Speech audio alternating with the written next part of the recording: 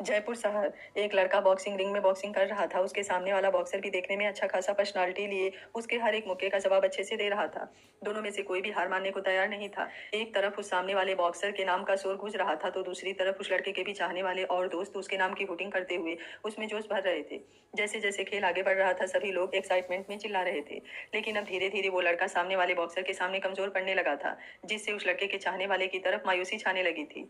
और दूसरी तरफ रॉकी रॉकी का शोर बढ़ते जा रहा था। सामने वाला बॉक्सर इसका भरपूर फायदा उठाता है और एक जबरदस्त पंच लड़के के जबड़े के पास कर देता है और बिना मौका दिए दूसरा पंच उसके पेट में मारता है। वो लड़का बॉक्सिंग रिंग में नीचे जमीन पर गिर चुका था।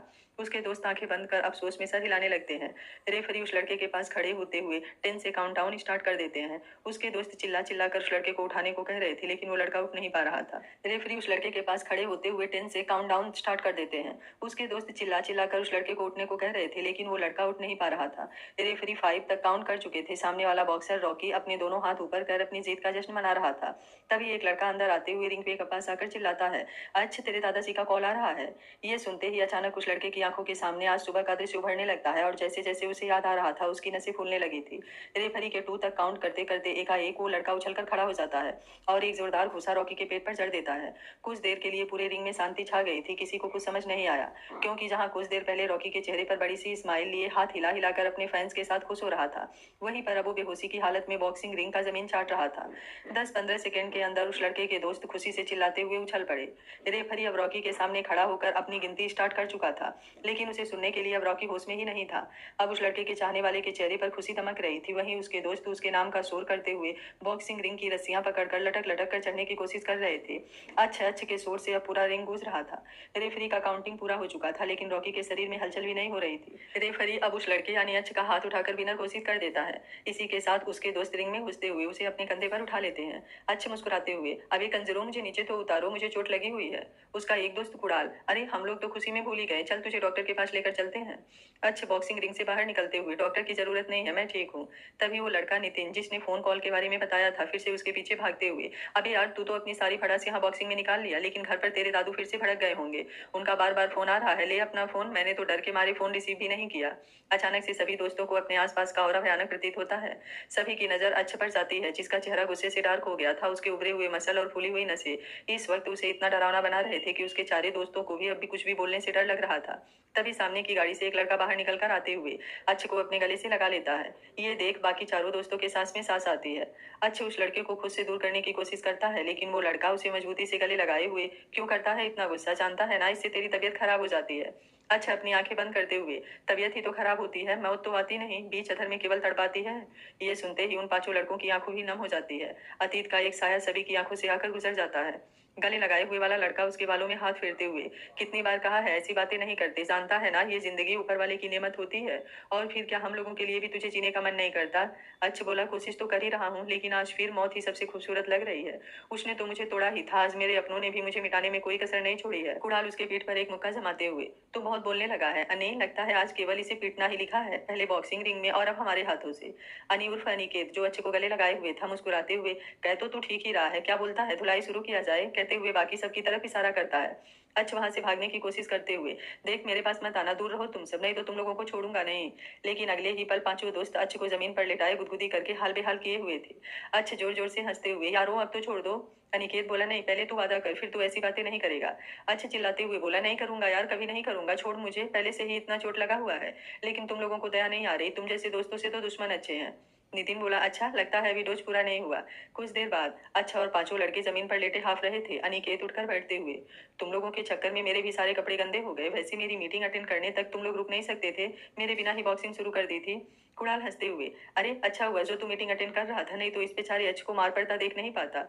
अच्छ घूरते हुए, तुम लोगों की बकवास खत्म हो गई तो चलो अब यहाँ से। चौथा दोस्त अनीस बोला, हाँ यार 7 बज गए हैं, घर पहुंचते हुए 8 बज जाएंगे। अच्छ बोला, तुम लोग घर जाओ, मैं बाद में आ जाऊंगा। अनिकेत बोला, अच्छा अब जो हो गया है वो बदला नहीं जा सकता, लेकिन सच को स्वीकार करने की कोशिश करे, एक बार आगे बढ़ने की कोशिश करेगा तभी तो बीते दर्द को भूलेगा। कब तक तू उसकी यादों में खुद को जलाएगा, मेरी मान तो उसे भूल जा। अगर उसके दिल में तेरे लिए सच में कुछ होता तो क्या वो तुझे इस तरह छोड़कर जाती। कुणाल बोला, अच्छा, हमने हमेशा तुम्हें सपोर्ट किया है, लेकिन अब हमें भी लगने लगा है कि आज तेरे दादू ने जो किया वो तेरे लिए ठीक किया। देख, संध्या भी अच्छी लड़की है, तो इसके साथ कुछ वक्त गुजार, उसे समझने की कोशिश कर। इन सब में उसका क्या कसूर, क्यों उसे भी सजा दे रहा है? अच्छ सबकी बातों को अनसुना करते हुए अपनी गाड़ी में बैठ वहां से निकल जाता है। नितिन अच्छ की गाड़ी को जाते हुए देख, तुम लोगों को क्या लगता है अच्छ मानेगा इस रिश्ते को? अनिकेत अपनी आंखों में आई नमी को साफ करते हुए, पता नहीं आगे भविष्य में क्या लिखा है, लेकिन अच्छ अगर इस तकलीफ से बाहर नहीं आया तो हमें डर है कि हम उसे खो ना दें। बाकी चारों दोस्त भी अपना सर हिलाते हुए जैसे अनिकेत की बात से सहमति प्रकट करते हैं। पांचवा दोस्त मधुर, तुम लोग चाहे जो कहो, लेकिन मैं गारंटी के साथ कह सकता हूँ अच्छ संध्या को कभी नहीं अपनाएगा। तुम लोगों ने अभी तक रियल जिंदगी या रील जिंदगी दोनों में अभी तक यही देखा है कि शादी के बाद पत्नी से प्यार हो ही जाता है, लेकिन जितना मैं अच्छ को जानता हूँ उसके लिए बस एक ही चीज मायने रखती है, मोहब्बत, और वो अपने हिस्से की मोहब्बत कर चुका है। अच्छे अपनी वफाई मोहब्बत उसके ही नाम कर दिया है और इसमें वो कोई धोखेबाजी नहीं करेगा, भले ही उस लड़की ने धोखा दिया। अनिकेत बोला, मैं भी तुम्हारी बात से सहमत हूँ, लेकिन क्या करूँ, अपने दोस्त को इस तरह अंधेरे के गर्त में जाते भी नहीं देख सकता। जानता हूँ आज दादू को वैसा नहीं करना चाहिए था, लेकिन हम लोग भी तो बेबस हैं, कुछ नहीं कर पाए इसके लिए। कुणाल बोला, अब हम लोगों को भी घर निकलना चाहिए। भूल मत, वो अच्छा सिंह सूर्यवंशी है, आज तक उसे कोई तोड़ने वाला पैदा नहीं हुआ। चाहे दिल में लाख दर्द हो, लेकिन हम लोगों के सामने नहीं टूटेगा। अब सब कुछ ऊपर वाले के हाथ में है। सभी दोस्त अपने घर के लिए निकल जाते हैं। अनिकेत और कुणाल एक साथ जैसे ही घर पहुंचते हैं, एक दहाड़ती हुई आवाज दोनों के कानों में पड़ती है, कहाँ थे आप लोग और अच्छांश कहाँ है? अनिकेत और कुणाल अपनी नजर झुकाए गुस्से में मुठ्ठियां बांधे खड़े थे। सामने अच्छांश के दादाजी राघवेंद्र सिंह सूर्यवंशी अपनी दमदार पर्सनालिटी के साथ खड़े थे। उनके पीछे अच्छांश की मां अस्मिता सिंह सूर्यवंशी और घर के बाकी सदस्य खड़े थे। उन्हीं के पीछे एक पिलर की आड़ में एक लड़की का साया भी नजर आ रहा था, जिसे देखने से ही लग रहा था कि वो एक नई नवेली दुल्हन है। वो अपनी बड़ी बड़ी कसरारी आंखों से सामने सबको देख रही थी, जिससे साफ पता चल रहा था कि उसे भी बेसब्री से अच्छांश के बारे में जानने की तलब लगी थी। राघवेंद्र सिंह सूर्यवंशी, मैंने आप दोनों से कुछ पूछा है? अनिकेत बोले, हमें नहीं पता अच्छांश कहाँ है। कुणाल भी उसकी हाँ में हाँ मिलाते हुए, उसने हमें कुछ नहीं बताया। राघवेंद्र जी बोले, आप दोनों अपनी औकात भूल गए हैं, आप दोनों को रखा किस लिए गया है? लगता है अच्छांश ने आप लोगों को सर पर चढ़ा कर रखा है, भूल गए कि आप उसके बॉडीगार्ड हैं, उसकी सुरक्षा की जिम्मेदारी आप दोनों पर है। अनिकेत बोला, सॉरी बड़े हुकुम, लेकिन छोटे हुकुम ने हमें अपने साथ आने से मना कर दिया था, खुद अपनी गाड़ी लेकर कहीं निकल गए। राघवेंद्र बोला, उन्होंने मना किया और आप लोग मान गए? अस्मिता जी आगे आते हुए, बाबूजी इन लोगों पर गुस्सा क्यों हो रहे हैं? आप जानते हैं ना अच्छी को, वो हमेशा अपने मन की करता है। आज जो भी हुआ उससे उसके मन को चोट पहुंची है, हमें थोड़ा वक्त तो देना ही होगा। राघवेंद्र जी थोड़ा नरम पड़ते हुए, मैं भी कोई उसका दुश्मन तो नहीं हूँ, जो किया उसके अच्छे के लिए ही किया है। अस्मिता जी बोली, अच्छा चलिए आप भी आराम कर लीजिए, घर में आज ही नई बहू आई है, ये सब देखकर उसे अच्छा नहीं लगेगा। अनिकेत और कुणाल घर से बाहर आते हुए वहीं पास के घर में चले जाते हैं। दोनों चचेरे भाई थे, इनके पिता राघवेंद्र सिंह सूर्यवंशी के यहाँ मुनीब और अंगरक्षक थे। अच्छांश बचपन से अनिकेत और कुणाल को अपना दोस्त समझता था, दोनों के साथ खेलना घूमना फिरना, लेकिन राघवेंद्र सिंह को ये पसंद नहीं था। फिर भी अपने पोते की खुशी के लिए उन्होंने ज्यादा रोक टोक नहीं की। उस समय अच्छांश के पिता अभिमान सिंह सूर्यवंशी भी जिंदा थे, जिस वजह से राघवेंद्र सिंह सूर्यवंशी ज्यादा मनमानी नहीं कर पाते थे। भले ही वो अभिमान जी के पिता थे, लेकिन अभिमान सिंह की बात काटने की हिम्मत वो नहीं कर पाते थे। अभिमान उनकी पहली पत्नी से पैदा हुआ था, लेकिन जब अभिमान 5 साल के थे तभी उसकी माँ की मौत हो गई थी और राघवेंद्र सिंह ने दूसरी शादी कर ली थी। उनकी दूसरी पत्नी से 2 बेटे सुरेंद्र सिंह सूर्यवंशी और देवेंद्र सिंह सूर्यवंशी हुए थे। अभिमान सिंह तीनों बच्चों में सबसे बड़े थे और उनकी पहली पत्नी की औलाद भी। इसलिए राघवेंद्र के माता पिता यानी अभिमान के दादा दादी ने संपत्ति के ज्यादातर हिस्से अभिमान के नाम कर दिए थे और समय आने पर अभिमान को ही उनकी रियासत का राजा बनाया गया। अभिमान सिंह सूर्यवंशी ने अस्मिता सिंह से लव मैरिज की थी। अस्मिता सिंह भी अच्छे परिवार से बिलोंग करती थी, इसलिए राघवेंद्र सिंह को इससे कोई दिक्कत नहीं हुई थी। इनकी शादी के 2 साल बाद अच्छांश का जन्म हुआ था। घर के पहले बच्चे होने के कारण सभी का लाड दुलार हमेशा से अच्छांश को मिलते आया था। राघवेंद्र सिंह आगे की विरासत अच्छांश को ही सौंपने का सोच लिया था। वैसे भी अच्छांश अभिमान सिंह का इकलौता बेटा था और बड़ा भी, इसलिए हक और परंपरा के अनुसार राजा का पद उसे ही मिलना था। अच्छांश के जन्म के 1 साल बाद उनके चाचा सुरेंद्र की शादी हुई और उसके 2 साल बाद देवेंद्र की। अभिमान सिंह कभी भी सुरेंद्र और देवेंद्र को सौतेला होने का अनुभव नहीं कराया। वो उसे अपने सगे भाई की तरह मानते थे और अपनी सौतेली माँ का भी दिल से आदर करते थे। सुरेंद्र और देवेंद्र भी अपने भाई का आदर करते थे, उन्हें भी किसी चीज से कोई दिक्कत नहीं थी। लेकिन दोनों की पत्नी आने के बाद वो लोग थोड़ा थोड़ा बदलने लगे। राघवेंद्र सिंह की दूसरी पत्नी तीनों बच्चों में कोई भेदभाव नहीं करती थी, इसलिए बच्चों में कभी द्वेष की भावना नहीं आई। लेकिन सुरेंद्र की पत्नी नीलम और देवेंद्र की पत्नी साक्षी को अपने पति का अपने भाई के सामने जी हुजूरी करना पसंद नहीं था। दोनों जयपुर के ही अच्छे घरानों से थी, उनका भी खानदान राज परिवार से ही था। लेकिन अभिमान सिंह सूर्यवंशी उस पूरी रियासत के राजा थे। राजतंत्र खत्म हो चुका था, लेकिन अभी भी उस क्षेत्र के लोग अपने राजा का मान आदर करते थे और उन्हें सम्मान देते थे। परंपरा के अनुसार राज्याभिषेक भी किया जाता था। अभिमान सिंह अपने बलबूते टेक्सटाइल का बिजनेस शुरू किया था, जो आज बड़े पैमाने पर विदेश तक फैल चुका था। लेकिन उनकी प्रगति उनके दुश्मनों की आंखों में चुभने लगी और यही कारण था कि अच्छांश जब 15 साल का था, उसी वक्त एक एक्सीडेंट में उनकी मौत हो गई थी, जो कि उनके दुश्मनों द्वारा रचा गया साजिश था। उनके मरते ही अपनों के असली चेहरे भी सामने आने लगे। राघवेंद्र सिंह भी अपने जवान बेटे की मौत से टूटने लगे थे, इसलिए उन्होंने कुणाल और अनिकेत को अच्छंस का बॉडीगार्ड बना दिया। अस्मिता जी भी अपने बेटे के लिए अब बहुत ही ज्यादा प्रोटेक्टिव हो गई थी। पति को खोने के बाद उनका एकमात्र सहारा अच्छांस ही था। अनिकेत और कुणाल को इससे कोई ऐतराज नहीं था, क्योंकि अच्छांस ने कभी भी उसे नौकरों की तरह ट्रीट ही नहीं किया, हमेशा अपना दोस्त और भाई समझता था। उन दोनों को भी अच्छांस के पास रहने का मौका मिल गया। लेकिन आज राघवेंद्र सिंह की बातें सुन दोनों को थोड़ी तकलीफ पहुंची थी। फिर भी दोनों अपनी हकीकत समझते थे। हमेशा से अपने पापा और चाचा को राघवेंद्र सिंह का हुक्म बजाते देखा था। अनिकेत और कुणाल के जाने के बाद राघवेंद्र सिंह अपने कमरे की तरफ बढ़ जाते हैं। अस्मिता जी बाकी सबको भी अपने कमरे में जाने को कह उस लड़की के पास आती हैं जो पिलर के पीछे खड़ी थी। अस्मिता जी उसके सर पर हाथ फेरते हुए, परेशान मत होइए, आप भी जानती हैं अच्छांस के लिए ये सब स्वीकार करना इतना आसान नहीं है, इसलिए आपको थोड़ा सब्र रखना ही होगा। वो लड़की अपनी आंखों में आई नमी को साफ करते हुए, माँ साहब चिंता मत कीजिए, मुझे कोई शिकायत नहीं है, मैं बस इसलिए परेशान हो रही हूँ कि उन्होंने आज खाना भी नहीं खाया है, पता नहीं वो ठीक है या नहीं। अस्मिता जी मुस्कुराते हुए, आपके जैसे बहू पाकर हम धन्य हो गए हैं, मुझे विश्वास है कि जल्दी ही अच्छांस भी आपको समझेगा। चलिए अभी जाकर आराम कीजिए, मैं कपड़े भिजवाती हूँ, आप ये सब चेंज कर लीजिए। वो लड़की बोली, माँ साहब मेरा नाम संध्या है और मैं आपकी बेटी जैसी हूँ, इसलिए इतनी फॉर्मेलिटी मत कीजिए, मुझे तुम कहकर ही बुलाइए। अस्मिता जी मुस्कुरा देती हैं। वो लड़की संध्या अपने कमरे में आते हुए अपने कपड़े चेंज करती है। अभी तक उसने दुल्हन का लिबास पहना था। फ्रेश होने के बाद बेड पर आकर लेट जाती है। उसके दिमाग में सुबह से जो भी हुआ था वही बातें सोचने लगती है। इधर अच्छांस अपनी गाड़ी लेकर काफी फास्ट ड्राइविंग करते हुए जाने कितनी देर तक सड़कों पर भटकता रहता है। दिमाग में बार बार आज सुबह की बातें ही चल रही थी। उसके साथ अतीत के जख्म भी ताजा होने लगे थे। जब खुद को कंट्रोल नहीं कर पाता तो फ्रस्ट्रेशन से अपनी गाड़ी को जोर से ब्रेक लगाते हुए अपने हाथ को स्टीयरिंग पर मार देता है। कुछ देर तक स्टीयरिंग पर सर रखे खुद को शांत करने की कोशिश करता है। फिर गाड़ी के दरवाजा खोलते हुए बाहर आता है। ये एक खुला मैदान था, जहां तक नजर जा रही थी केवल बालू ही बालू नजर आ रहे थे। आसमान में चमकता चांद और टिमटिमाते सितारे रात के अंधेरे को कुछ कम करने की कोशिश कर रहे थे। हल्की ठंडी हवाएं मन को सुकून पहुंचा रही थी। लेकिन आज अच्छांस के दिल को सुकून नहीं मिल रहा था। वो वहीं बालू के रेत पर लेटे हुए आसमान को देखने लगता है। उसकी आंखों से आंसू की बूंदें बाहर निकलते हुए रेत में समाती जा रही थी। उसने अपने दिल पर हाथ रखा और खुद से ही बातें करने लगा। क्या कमी थी मेरे प्यार में जो मुझे छोड़कर चली गई? मैंने तो अपने हिस्से की सारी मोहब्बत तुम पर लुटा दी थी, लेकिन तुम्हें दौलत से प्यार कब से हो गया? फिर भी अगर तुम्हें दौलत ही चाहिए थी तो एक बार मुझे बताती, मैं दुनिया की सारी दौलत तुम्हारे कदमों में डाल देता। लेकिन तुम बिन बताए मुझे तड़पता हुआ छोड़कर ऐसे गई कि फिर मुड़कर भी ना देखा। कितना चाहता हूँ तुमसे नफरत करना, लेकिन फिर भी नफरत नहीं हो पाती। कैसे करूँ मोहब्बत जो बेपनाह की थी? आज देखो मेरे पास सब कुछ है, लेकिन तुम कहीं नहीं। इतने सालों से तुम्हें ढूंढ रहा हूँ ताकि तुमसे पूछ सकूं, क्यों किया तुमने ऐसा? क्यों मेरे दिल से खेल गई? तुम ऐसी तो नहीं थी। तुम तो इस दुनिया से बिल्कुल अलग थी, या शायद मैं ही तुम्हें पहचान नहीं सका। लेकिन जो आज हुआ उसका दर्द किसे दिखाऊं? एक उम्मीद थी कभी तुझे ढूंढ लूंगा, कभी तो सामने आओगी, कभी तो बताओगी कि जो हुआ वो गलतफहमी थी। एक उम्मीद का दिया दिल में जलाए रखा था कि एक दिन सब ठीक हो जाएगा, तुम्हें अपनी गलती का रियलाइज होगा और तुम मेरे पास लौट आओगी। लेकिन अब वो उम्मीद भी बुझ गई। आज मेरे अपनों ने ही मेरी उम्मीदों का चिता जला दिया। ये कहते हुए उसके सामने सुबह का नजारा आने लगा, जब उसके दादाजी राघवेंद्र सिंह सूर्यवंशी ने अपने और अस्मिता जी के माथे पर गन रखते हुए उसे मंडप में बैठने को मजबूर किया था। राघवेंद्र सिंह सूर्यवंशी ने सारी चीज पहले से ही प्लान कर ली थी। पूरी हवेली फूल और लाइटों से सजी हुई थी। साथ में उसे बड़े से हाल में मंडप भी बना हुआ था, लेकिन इसकी खबर अच्छांश को बिल्कुल नहीं थी। जब वो सुबह उठा तो इतनी सारी तैयारियां देखकर हैरान हो गया। उसे समझ नहीं आया कि ये सब क्या हो रहा है। उसके बाद वो कुछ पता कर पाता इससे पहले ही राघवेंद्र सिंह अपने माथे पर और उसकी माँ के माथे पर गन पॉइंट करते हुए बताया कि आज उसकी शादी है उनके दोस्त की पोती संध्या सिसोदिया से, जिससे बचपन से ही उसकी शादी तय हो गई थी। अगर वो शादी नहीं करेगा तो वो खुद को और उसकी माँ को गोली मार देंगे। अच्छांश गुस्से से चिल्लाते हुए, मैं किसी से शादी नहीं करूंगा, आप ऐसी जबरदस्ती कैसे कर सकते हैं? राघवेंद्र सिंह बोले, आज तो शादी होगी या इस घर से दो अर्थी उठेगी, आप सोच लीजिए आप क्या कीजिएगा। अच्छांश को ना चाहते हुए भी शादी के मंडप पर बैठना पड़ा। शादी संपन्न होने पर राघवेंद्र सिंह ने अपने माथे से गन हटाया, लेकिन अच्छांश उन्हें जलती हुई नजरों से देखते हुए अपने गले से माला और दुपट्टा निकालकर फेंकते हुए घर के बाहर आ गया।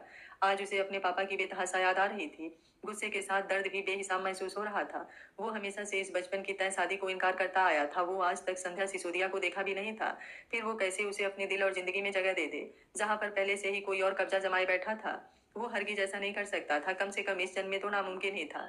इसी गुस्से में वो बॉक्सिंग रिंग में पहुंच गया था। बॉक्सिंग उसकी हॉबी थी, लेकिन आज अपने दर्द और गुस्से को कम करने का जरिया उसे वही नजर आ रहा था। कुणाल और अनिकेत भी उसके पीछे पीछे आ गए थे। उन्होंने अपने दोस्त को भी बुला लिया था, लेकिन तभी अनिकेत के मोबाइल पर अच्छांश के असिस्टेंट का फोन आने लगा था। अच्छांश उसका कॉल नहीं उठा रहा था, इसलिए अनिकेत को कॉल किया था। क्योंकि आज उनकी ऑस्ट्रेलिया की कंपनी से एक इंपॉर्टेंट मीटिंग थी, इसलिए गाड़ी में बैठकर ही मीटिंग अटेंड करने लगा था और अच्छांश अंदर अपना गुस्सा उतार रहा था। अच्छांश सारी बातें सोचते हुए उस खुले आसमान के नीचे ही कब सो जाता है उसे पता ही नहीं चलता। आज का पूरा दिन उसके लिए बेहद ही तकलीफ भरा था। घर पर अस्मिता जी अपने कमरे में बार बार करवट बदलती हुई अच्छांश के आने का इंतजार करती रह जाती हैं। दूसरे वाले कमरे में संध्या भी इंतजार करते हुए सो जाती है, लेकिन अच्छांश घर नहीं आता। सुबह की पहली किरण के साथ अच्छांश की आंखें खुलती है। कुछ देर तक वो अपनी आंखें खोल बंद करते हुए समझने की कोशिश करता है कि वो कहाँ है। धीरे धीरे उसे कल की सारी बातें याद आती है। वो देखता है कि वो वहीं पर सो गया था। वो उठकर बैठते हुए एक टक निकलते हुए सूर्य को देखने लगता है। सूरज की रोशनी इस वक्त चारों तरफ फैल गई थी। वो मन ही मन हर रात के बाद सुबह होती है, जाने मेरी जिंदगी में सुबह कब आएगी। तभी उसके कंधे पर किसी का हाथ महसूस होता है। वो अपनी सोच से बाहर आते हुए मुस्कुरा देता है, फिर पलटते हुए, मतलब तुम लोगों को भी चैन नहीं है? बोला था ना घर चले जाओ। सामने अनिकेत और कुणाल थे। अनिकेत बोला, माना तेरा दर्द कम नहीं कर सकता, लेकिन हालत जो भी रहे हम साथ खड़े तो रह सकते हैं। चिंता मत कर, घर जाकर ही आया था। कुणाल बोला, हाँ जब आए तो ये महाशय तो इतने बड़े बेड पर फैलकर सो रहे थे और हम लोगों की नींद उड़ी हुई थी कि कहीं ये किसी मैखाने में लुढ़का तो नहीं होगा। अच्छांश बोला, तुम लोगों का बातें बनाना हो गया हो तो अब ये बताओ, ये तीनों त्रिमूर्ति कहाँ हैं? जब तुम दोनों यहाँ हो तो वो तीनों भी यही होंगे। अनिकेत हंसते हुए, इम्प्रेसिव, मतलब हम लोगों को तू अच्छे से जानने लगा है, लेकिन परेशान मत हो, हमने उन तीनों को आने नहीं दिया। हमने झूठ बोल दिया कि तू घर आ गया है, इसलिए वो तीनों यहाँ पर नहीं है। कुणाल बोला, अब घर चलेगा या आज का दिन भी यहीं पर बिताना है तेरे इस बालू के टीले पर? घर का नाम सुनते ही अच्छांश को फिर से बेचैनी होने लगी, लेकिन जल्दी ही उसने खुद को संभाल लिया। वो बिना कुछ बोले अपनी गाड़ी की तरफ बढ़ गया। अनिकेत और कुणाल भी एक नजर उसे देख अपनी गाड़ी की तरफ बढ़ गए। वो लोग कल रात अपने घर जाने के बाद आराम से सो नहीं पा रहे थे। कहीं ना कहीं उन्हें अच्छांश की चिंता हो रही थी, इसलिए आधी रात को अच्छांश के मोबाइल का लोकेशन ट्रेस करते हुए यहाँ आ गए। अच्छांश तब तक सो गया था, इसलिए वे दोनों बिना डिस्टर्ब किए गाड़ी में ही सो गए। 1 घंटे बाद वो लोग घर पहुंचे। अच्छांश से एक नजर पूरी हवेली को देखते हुए घर के अंदर बढ़ गया। उसके पीछे अनिकेत और कुणाल भी थे। जैसे ही तीनों मेन दरवाजे से होते हुए हॉल में पहुंचे, राघवेंद्र सिंह को देखकर उनके कदम थम गए थे। अस्मिता जी बेचैनी से सोफे पर बैठी दरवाजे की तरफ ही देख रही थी। संध्या उनके पास बैठी हुई उन्हें दिलासा दे रही थी।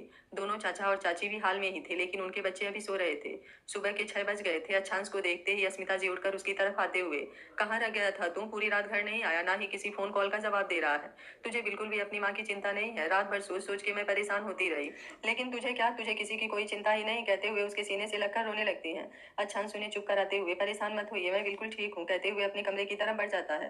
राघवेंद्र सिंह गरजते हुए, बहुत मनमानी करने लगे हैं आप, लेकिन एक बात कान खोलकर सुन लीजिए, अब आपकी शादी हो गई है और आपको इस शादी को निभानी होगी। अब संध्या बहू की सारी जिम्मेदारी आप पर है, तो आइंदा से कोई भी ऐसी हरकत मत कीजिएगा जिससे मुझे फिर से कोई कठोर कदम उठाना पड़े।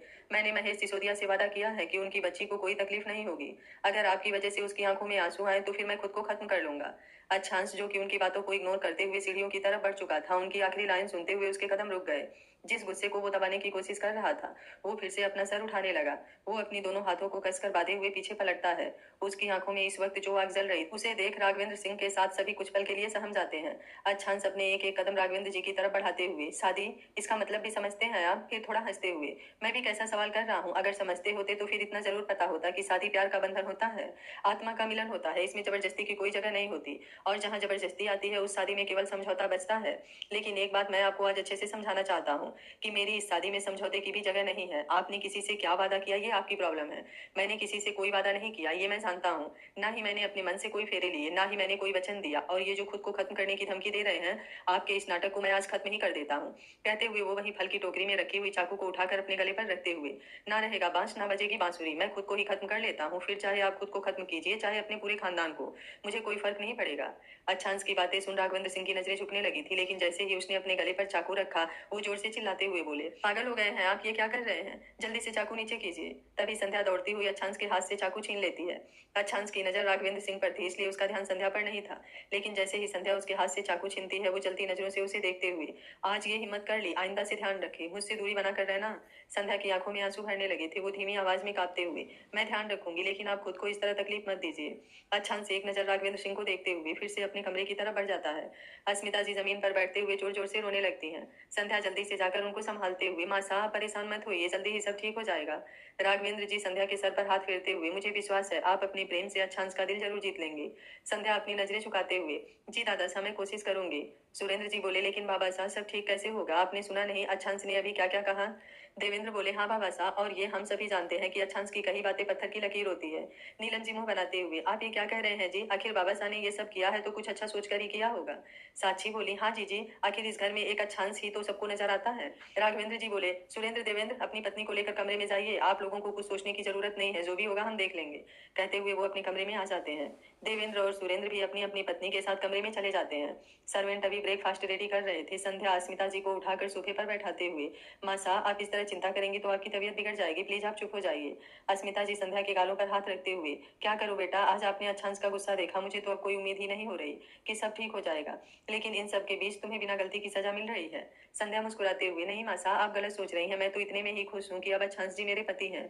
बचपन में ही जब से मेरे पापा ने मुझे बताया कि मेरी शादी आगे चलकर अच्छांश जी से होने वाली है, मैं तो तभी से उनकी पत्नी बनने के सपने देखने लगी थी, और देखिए आज ये सच हो गया है।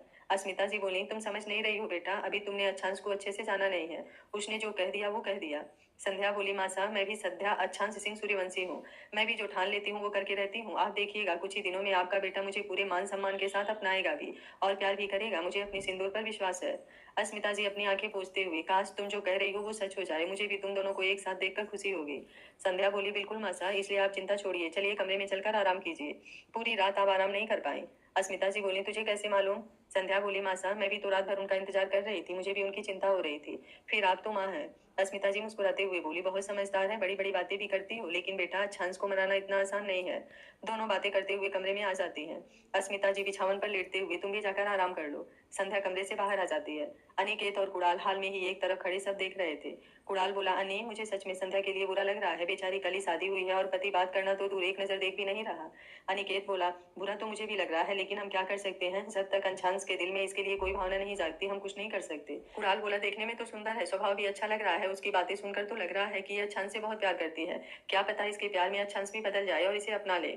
अनिकेत बोला, भगवान करे ऐसा ही हो, नहीं तो बहुत सारे रिश्ते उलझ जाएंगे। दोनों अपनी बातें करते हुए घर से बाहर जाने लगते हैं। तभी संध्या उन्हें आवाज देते हुए, भाई साहब लोग कहाँ जा रहे हैं? अनिकेत मुस्कुराते हुए, हम लोग घर ही जा रहे थे। संध्या बोली, आप लोग यहीं पर नाश्ता कर लीजिए, आप तो जानते हैं अच्छांश जी कितने गुस्से में हैं, आप लोग रहेंगे तो उन्हें थोड़ा संभाल लेंगे। कुणाल हिचकिचाते हुए, जी लेकिन हम लोग यहाँ कैसे? संध्या बोली, आप दोनों अच्छांश जी के दोस्त हैं, इसलिए मुझे भाभी कहें या मेरा नाम भी ले सकते हैं, और परेशान होने की कोई जरूरत नहीं है, आप लोग यही नाश्ता करेंगे बस, फाइनल। अनिकेत और कुणाल को संध्या का व्यवहार बहुत पसंद आता है, दोनों मुस्कुराते हुए, जैसा आप कहें भाभी साहब। ये सुन संध्या के होठों पर मुस्कुराहट आती है। संध्या बोली, चलिए आप दोनों यहाँ पर बैठकर बातें कीजिए, तब तक मैं उन्हें देखकर आती हूँ। अनिकेत और कुणाल हामी सिर हिला देते हैं। संध्या अपने कमरे की तरफ बढ़ जाती है, लेकिन जैसे जैसे वो कमरे के पास आ रही थी उसे थोड़ा डर लगने लगा था, फिर भी वो खुद को संभालते हुए अपने कमरे में आती है। पहले दरवाजे से झांक कर अंदर देखती है, जब कोई नजर नहीं आता तो अंदर कमरे में आ जाती है।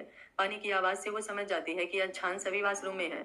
वो जल्दी से अलमारी खोलकर अच्छांश के लिए कपड़े निकालकर बेड पर रख देती है, फिर जल्दी से कमरे से बाहर आ जाती है। उसके कमरे से बाहर आते ही अच्छांश वॉशरूम से बाहर आता है। इस वक्त उसने कमर पर तौलिया लपेट रखा था, अपर बॉडी पूरी नेक्ड थी, अपने हाथों से बालों को झाड़ते हुए इस वक्त बेहद ही अट्रैक्टिव लग रहा था। संध्या दरवाजे के होल से चुपचाप उसे देख रही थी, वो मन ही मन मुस्कुराते हुए, सच में मेरा पति बहुत ही हॉट है। अच्छांश अलमारी खोलकर अपने लिए कपड़े निकालकर पहनता है, ये देख संध्या का चेहरा उतरने लगता है, फिर वो चुपचाप नीचे की तरफ बढ़ जाती है। अच्छांश जैसे ही तैयार होकर बेड की तरफ आता है, बेड पर अपने कपड़े देख उसे समझते देर नहीं लगती कि ये किसने किया है। वो गुस्से से उन कपड़ों को उठाकर बालकनी में फेंकते हुए कमरे से बाहर आता है। जैसे ही वो हाल में आता है, अनिकेत और कुणाल उसे फिर से इतने गुस्से में देख उसके पास आते हुए, क्या हुआ, तू कभी नॉर्मल नहीं रह सकता, जब से देख रहा हूँ केवल गुस्सा किए जा रहा है। अच्छांश बोला, तो क्या करूँ, जितना चाह रहा हूँ कि खुद को शांत रखूं, लेकिन इस घर में रहने वाले लोगों को ये राश नहीं आ रहा। उस लड़की की हिम्मत कैसे हुई मेरे कपड़ों को हाथ लगाने की? संध्या नौकरों के हेल्प से टेबल पर ब्रेकफास्ट लगा रही थी। अच्छांश की बातें सुन थोड़ा डर जाती है। कुणाल बोला, अच्छा तू क्यों बात समझने की कोशिश नहीं कर रहा है, बिना वजह गुस्सा कर रहा है? अच्छांश बोला, अच्छा मैं बिना वजह गुस्सा कर रहा हूँ तो तुम लोग यहाँ क्या कर रहे हो, जाओ यहाँ से। अनिकेत बोला, यार तू गलत समझ रहा है, चल अभी इस बात को छोड़, कल से भी तूने कुछ नहीं खाया है, चलकर पहले ब्रेकफास्ट कर। अच्छांश अनिकेत की बात मानते हुए दोनों के साथ ब्रेकफास्ट टेबल पर आता है।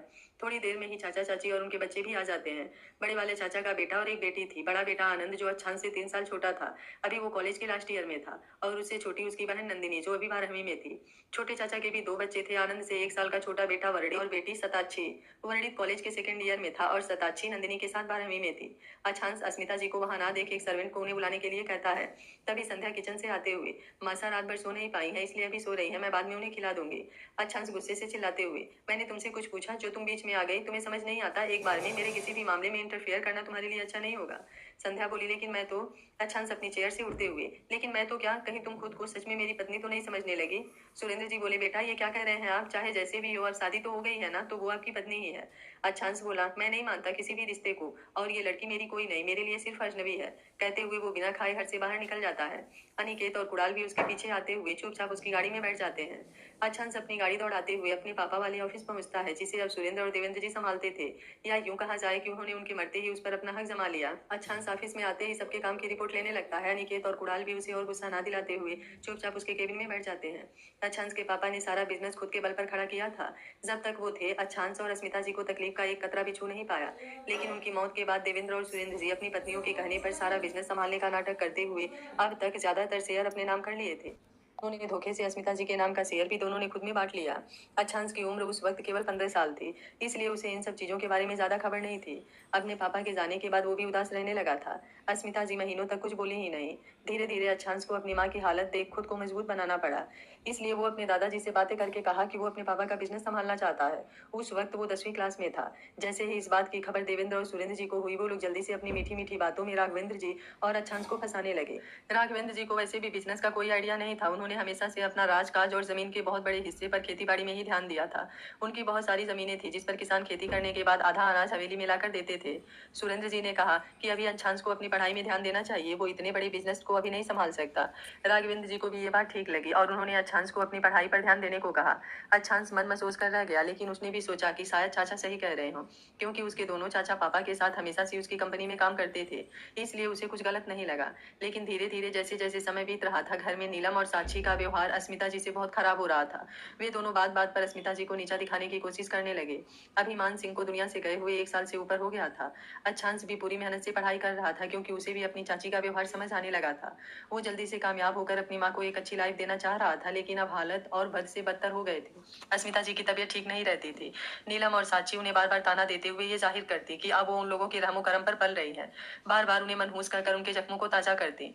अब अच्छांश 12वीं में जाने लगा था। उस दिन जैसे ही घर आया, देखा कि उसकी माँ बेहोश होकर फर्श पर गिरी हुई है और दोनों चाचियां अभी भी सुना रही हैं कि वो नाटक कर रही हैं। किसी सर्वेंट को भी उनके पास नहीं जाने दे रही हैं। राघवेंद्र जी कहीं गए हुए थे। ये देख अच्छांश जल्दी से अपनी माँ को लेकर अनिकेत और कुणाल की मदद से हॉस्पिटल जाता है। डॉक्टर बताते हैं कि वो स्ट्रेस के कारण डिप्रेशन में जा रही हैं, उन्हें माइग्रेन का अटैक आया है। अच्छांश उस वक्त खुद को बहुत लाचार महसूस कर रहा था, लेकिन अपनी माँ की तबीयत का सुनकर उसे गुस्सा भी आ रहा था। इसलिए वो हवेली जैसे ही आया, उसने अपने दादा और दोनों चाचा को बुलाकर फिर से बिजनेस संभालने की बात कही। देवेंद्र जी बोले, लेकिन तुम कैसे संभालोगे, तुम्हें तो कोई एक्सपीरियंस भी नहीं है। अच्छांश बोला, एक्सपीरियंस काम करने से आता है, इसलिए मैं सोच चुका हूँ कि मैं सारा बिजनेस खुद देखूंगा।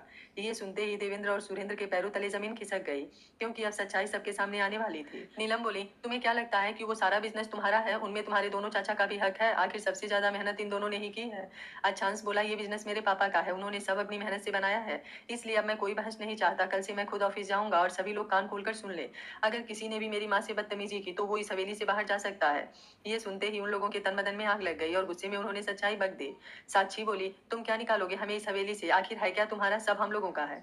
ये तो तुम्हें एहसान मानना चाहिए कि हम तुम्हारे बाप के जाने के बाद तुम्हारा और तुम्हारी माँ का खर्चा उठा रहे हैं।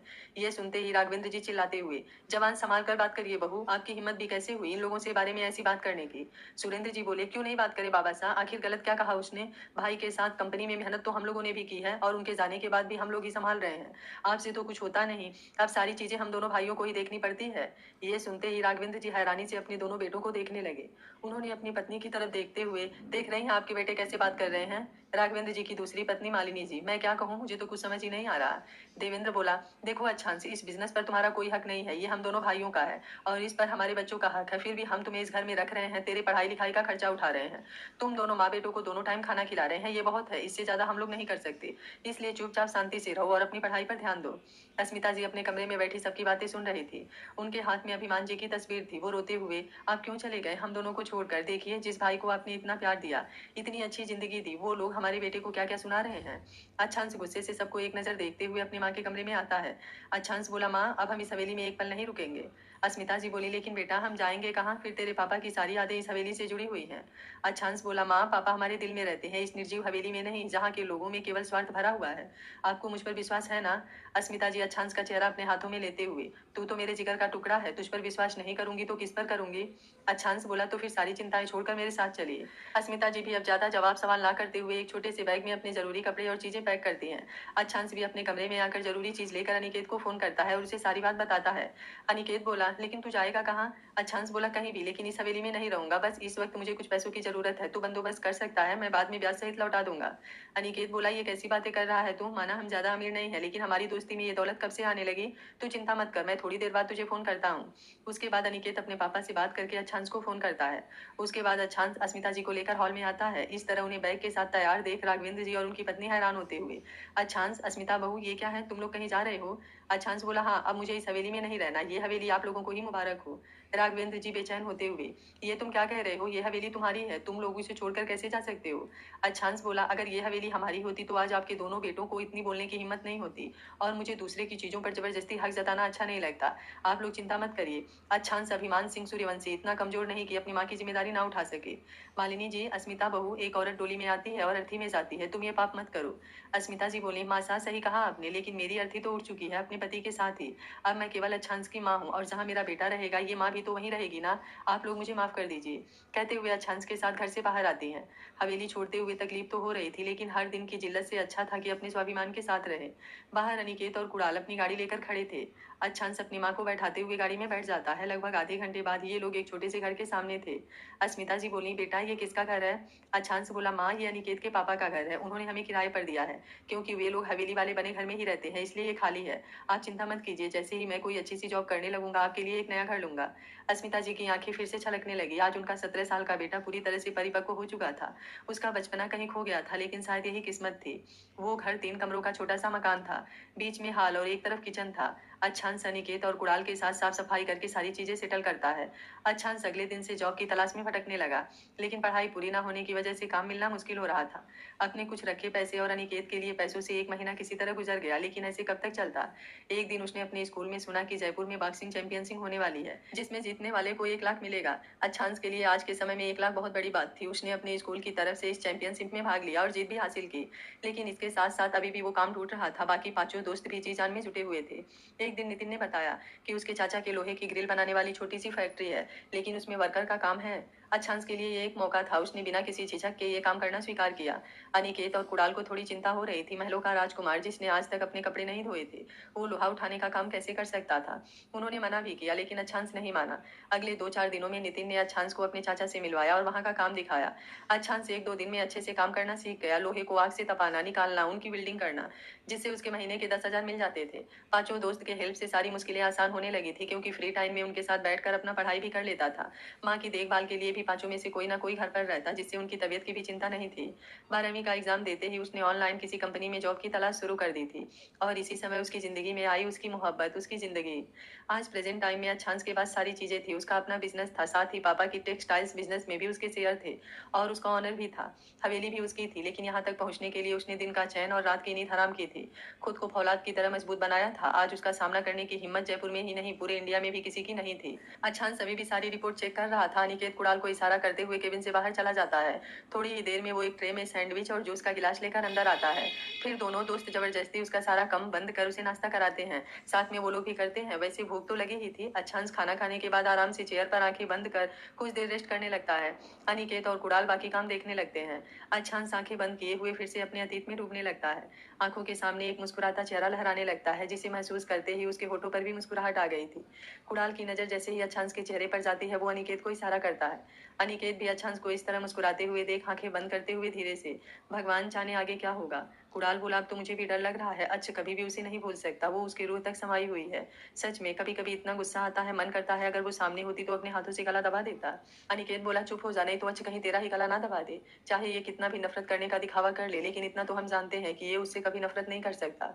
मुझे तो अफसोस होता है उस पर, कितनी बदकिस्मत थी। सच्ची मोहब्बत को दौलत के तराजू में तौल कर चली गई। बस दुख इस बात का है कि मेरे दोस्त की जिंदगी भी छीन कर ले गई। उसका हंसना मुस्कुराना सब कुछ तो अपने साथ ले गई। अच्छांश के कानों में इन लोगों की बातें सुनाई दे रही थी। वो अपनी आंखें खोलते हुए, तुम लोगों को कोई और काम नहीं है? अनिकेत बोला, अच्छा तू शांति से एक बार मेरी पूरी बात सुनेगा? अच्छांश बोला, क्या बात करनी है तुझे? अनिकेत बोला, पहले तू वादा कर, बिना गुस्सा हुए हमारी बात सुनेगा। देख हम कोई फैसला तुझ पर नहीं थोप रहे, बस तुझे समझाने की कोशिश कर रहे हैं। हम लोग मानते हैं कि कल जो दादू ने किया वो बिल्कुल गलत है। मैं कभी भी किसी भी जबरदस्ती के रिश्ते में विश्वास नहीं करता, लेकिन अच्छा तू भी तो सही नहीं है। जो तुझे छोड़कर चली गई उसके लिए खुद को और अपनों को सजा दे रहा है। अच्छांश हैरान होते हुए, मैं किसको सजा दे रहा हूँ?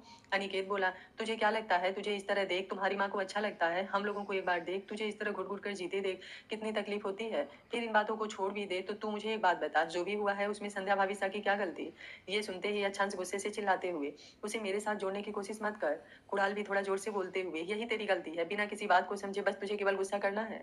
अनिकेत बोला, तू अपने गुस्से में कुछ भी नहीं देख पा रहा है। संध्या अच्छी लड़की है, कल से ही तेरी नफरत और गुस्से का शिकार हो रही है, लेकिन फिर भी तेरी माँ को संभाल रही है। हम लोगों से इतने अच्छे से बात कर रही है। उस घर में तुझे और आंटी को छोड़कर बाकी सब हमें नौकरी समझते हैं, लेकिन तुझे पता है आज संध्या ने क्या कहा? हमें भाई सा कहा। कहा, तू समझ रहा है उसे रिश्तों की कितनी रिस्पेक्ट है? मेरे भाई, एक बार शांति से इस बात को सोच और तब कुछ डिसीजन ले। फिर भी अगर तेरा दिल नहीं मानता तो उसे पत्नी का दर्जा ना सही लेकिन इंसान होने का रिस्पेक्ट तो कर सकता है। तो उसे एक बार बात कर, शांति से समझाने की कोशिश कर। अच्छांश अपनी आंखें बंद करते हुए, तुम लोग मेरी हालत कभी नहीं समझ सकते। मुझे भी कोई शौक नहीं है किसी पर बेवजह गुस्सा करने का, लेकिन तुम लोग मानोगे नहीं, जाने क्यों मुझे उस लड़की के पास से नेगेटिविटी महसूस होती है।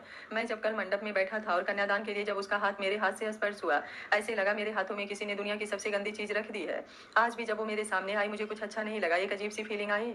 कुणाल बोला, देख अब तू ज्यादा सोच रहा है, तू उससे प्यार नहीं करता इसलिए तुझे ऐसा लग रहा है। अच्छांश हल्का सा मुस्कुराते हुए, मैंने कहा था ना तुम लोग नहीं समझोगे, लेकिन चल मैं तुम्हारी बात मानकर एक बार उससे बात करने की कोशिश करूंगा। लेकिन इतना तो तय है, वो मेरी पत्नी कभी नहीं बनेगी। ना धर्म से, ना मन से, ना जिस्म से, ना रूह से, ना कानून से, ये हक उसे कभी नहीं मिलेगा। कहते हुए वो अपने चेयर पर से उठकर विंडो पर खड़ा हो जाता है। आसमान में चमकते सूरज की तरफ देखते हुए अपनी आंखें बंद कर दोनों बाहें फैलाता है और आंखों के सामने फिर से एक खूबसूरत चेहरा मुस्कुराने लगता है। होठों से कुछ लफ्ज बोल उठते हैं, अपनी सामों में हिस्सा फिर किसी को ना दिया, इश्क तेरे बिना भी तुझसे ही किया। कुणाल और अनिकेत हैरानी से उसे देखते हुए उसके हर एक लफ्ज को समझने की कोशिश कर रहे थे। समझना उतना मुश्किल भी नहीं था, लेकिन कुछ तो छुपा हुआ था जिसे समझना मुश्किल था। तीनों इस वक्त खामोश थे। अनिकेत और कुणाल को कुछ समझ नहीं आ रहा था कि वो क्या बोले। तभी अनिकेत का मोबाइल बजने लगा, जिससे अच्छांश ने भी आंखें खोली। आंखें खुलते ही ख्वाबों में आया चेहरा गायब हो चुका था। अब उसकी जगह दिल में चुभन हो रही थी, जिसके दर्द से अब अच्छांश की आंखों में लालिमा उतरने लगी थी। लेकिन जल्दी ही उसने खुद को संभाल लिया। बीते 4 सालों में उसने इस दर्द के साथ जीना सीख लिया था। अनिकेत के मोबाइल पर नितिन का कॉल था और बाकी दोनों दोस्त भी कॉन्फ्रेंस पर थे। वे लोग गुस्से में पूछ रहे थे कि अच्छांश कहाँ है। अनिकेत उन्हें ऑफिस में होने के बाद बताता है और इसी के साथ कॉल कर जाता है। अनिकेत मोबाइल को घूरते हुए सोच रहा था कि ये क्या हुआ। ये देख कुणाल की हंसी छूट जाती है। अच्छांश भी अपनी चेयर पर बैठते हुए, क्या हुआ, तेरे मोबाइल ने क्या कर दिया।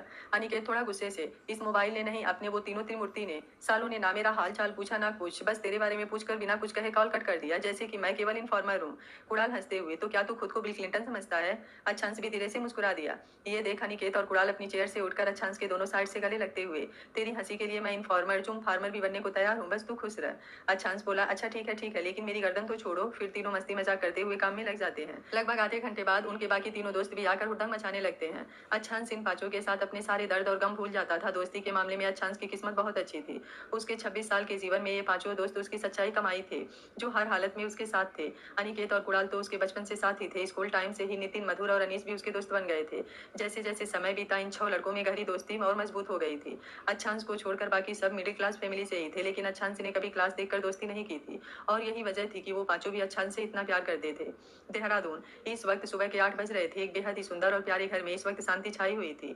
2 कमरे नीचे और 2 कमरे ऊपर, एक मीडियम साइज का हॉल, एक तरफ किचन, दरवाजे के आगे छोटा सा बरामदा। उसके आसपास छोटे छोटे गमलों में फूल खिले हुए थे जो उस घर की खूबसूरती को बढ़ा रहे थे। बाहर का मौसम इस वक्त सुहावना था। हल्की ठंड के साथ सूरज की किरणें सभी को राहत पहुंचा रही थी। अंदर हॉल में लगभग एक 50 साल का आदमी न्यूज़पेपर पलटते हुए बार बार सीढ़ियों की तरफ देख रहा था। उनके हाव भाव से साफ जाहिर था कि वो किसी का बेसब्री से इंतजार कर रहे हैं। तभी सीढ़ियों पर आहट होती है और उनकी नजर फिर से उधर देखने लगती है। एक बेहद खूबसूरत लड़की ऑफिस सूट पहने नीचे उतर रही थी। उसे देखते ही जल्दी से घर में काम करने वाली मेड टेबल पर ब्रेकफास्ट लगाने लगती है। वो लड़की उस आदमी के पास आते हुए, पीछे क्या देख रहे हैं, अभी आपका लाडला सो रहा है इसलिए थोड़ा इंतजार और कर लीजिए।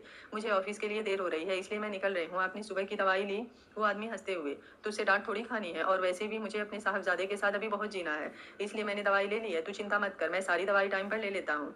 वो लड़की हल्का सा मुस्कुराते हुए, ठीक है मैं निकलती हूँ, आज इंपॉर्टेंट मीटिंग है, अगर आपका लाडला उठ जाए तो उसे कुछ खिला दीजिएगा। वो आदमी, वो तो ठीक है लेकिन तू बिना नाश्ते का कहाँ जा रही है, चल पहले ब्रेकफास्ट कर।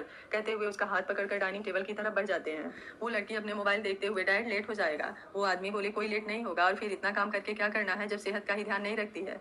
पूरे देहरादून में तूने अपना बिजनेस फैला ही लिया है, यही बहुत है। वो लड़की बोली, नहीं डैड, मुझे अपना बिजनेस इंडिया के कोने कोने तक ले जाना है और इसकी शुरुआत मैंने इस मुंबई वाले प्रोजेक्ट के साथ कर दी है। वो आदमी उसे अपने हाथों से खिलाते हुए, सीवी बेटा, क्या करेंगे हम लोग इतनी दौलत का, दौलत के पीछे इस तरह खुद को मत भगा। मुझे डर लगता है फिर से एक बार अपना परिवार खोने की ताकत मुझ में नहीं है। बहुत मुश्किल से सब कुछ ठीक हुआ है, अब जो है हम उसी में खुश हैं। वो लड़की बोली, डैड आपका डर मैं समझ रही हूँ, लेकिन आपको पता है ना, इस दौलत ने मुझसे मेरा सब कुछ छीन लिया, यहाँ तक कि मेरी जिंदगी भी। वो तो शायद ऊपर वाले ने कुछ सांसें मेरी और लिखी थी इसलिए बच गई, लेकिन जीने का मकसद खत्म हो गया था। फिर आप आए और मेरे जीवन को एक नई दिशा दी, मुझे एक मकसद दिया। अब मैं उस मकसद को पूरा ना कर लूँ तब तक रुकना नहीं है। इतना दौलत कमाना है कि लड़की कोई भी उंगली उठाना तो दूर, मेरे सामने आंख उठाने की भी हिम्मत ना करे। अपनी बातें कहते हुए उस लड़की के चेहरे पर एक अलग ही शक्ति थी। वो आदमी उस लड़की की बातें सुन मुस्कुराते हुए, कितनी बार कहा है बीती बातों को भूल जा, ये छोड़ दे, ब्रेकफास्ट भी खत्म हो गया, अब जा जल्दी नहीं तो सारा इल्जाम मुझ पर ही डाल देगी कि मैंने तुझे लेट कर दिया। वो लड़की बोली, हाँ तो आपकी वजह से ही लेट होती हूँ। फिर उस आदमी के गले लग अपना ध्यान रखने के लिए घर से बाहर आती है, पीछे पार्किंग की तरफ से अपनी गाड़ी निकालती है, देहरादून की सड़कों पर निकल जाती है। कुछ ही देर में उसकी गाड़ी 5 मंजिल बिल्डिंग के सामने रुकती है, जिसके ऊपर बड़े बड़े अक्षरों में यस यस कंस्ट्रक्शन कंपनी लिखा हुआ था। इसी के सामने रोड के दूसरी तरफ एक बेहद खूबसूरत होटल था, जिसके ऊपर भी यस यस होटल का लोगो लगा हुआ था। जाहिर सी बात है कि ये दोनों किसी एक ही इंसान का था। वो लड़की चाबी गार्ड को देते हुए प्राइवेट लिफ्ट की तरफ बढ़ जाती है। थोड़ी ही देर में वो चौथे फ्लोर पर थी। उसे देखते ही सारे एम्प्लॉय अपना ध्यान पूरी तरीके से काम पर लगाने लगते हैं। सामने से एक 24-25 साल का लड़का आते हुए उसे ग्रीट करता है। वो लड़की बोली, मिस्टर विवान, सारी तैयारियां हो चुकी है? विवान बोला, यस मैम, सभी मीटिंग हॉल में आपका ही इंतजार कर रहे हैं। वो लड़की सर हिलाते हुए अपने असिस्टेंट विवान के साथ मीटिंग रूम में आती है, जहाँ पर उसकी कंपनी के मैनेजर, अकाउंटेंट, आर्किटेक्चर सभी मौजूद थे। उस लड़की को देखते ही सभी अपनी सीट से उठकर उसका अभिवादन करते हैं। वो लड़की अपना सर हिलाते हुए हेड चेयर पर आकर बैठती है। उसके बैठते ही बाकी सब भी अपनी सीट पर बैठ जाते हैं। वो लड़की मीटिंग शुरू करने का इशारा करती है। मेन आर्किटेक्चर उठकर सामने लगे प्रोजेक्ट की तरफ जाते हुए प्रोजेक्ट शुरू करता है। सामने स्क्रीन पर बेहद खूबसूरत बिल्डिंग के डिजाइन दिखाई चलने लगती है, साथ ही उसके दिमाग में कुछ बातें भी चलने लगती है। आपको क्या पता डैड, मेरी लाइफ में पैसा इतना जरूरी क्यों है? आखिर उसे भी तो अपनी औकात पता चलनी चाहिए, जिसने मुझे खरीदने की कोशिश की थी, जिसने मेरी मोहब्बत को अपने पैरों तले रौंदा था। आगे क्या होगा इस कहानी में जानने के लिए देखते रहिए कहानी का अगला भाग। अगर आपको कहानी अच्छी लग रही है तो वीडियो को लाइक शेयर एंड चैनल को सब्सक्राइब कर लीजिएगा। Thank you for watching. मिलते हैं कहानी के अगले भाग में।